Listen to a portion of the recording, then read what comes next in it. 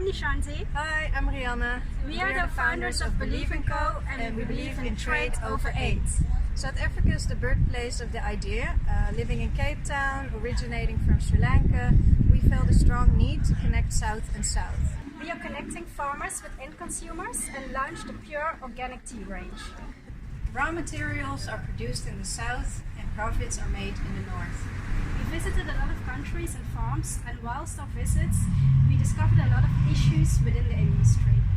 3% of the retail price goes back to the farmers, which is way below living wages. Also, 80% of the agri-food product value is going to a handful of big multinationals. On top of that, there is a lack of females in leadership positions. We aim to create shared value and compete in quality, not poverty. We have an inclusive business model that leaves more value at origin. Currently, we only source via direct trades. We sourcing from 2 continents, 4 countries and 8 small-scale farmers. Our solution is a transparent and fair exchange captured using blockchain.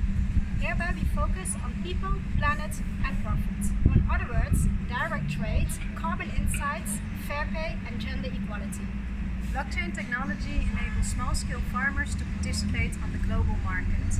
It will reduce the distribution cost, there will be less middlemen involved, and it will increase supply chain integrity.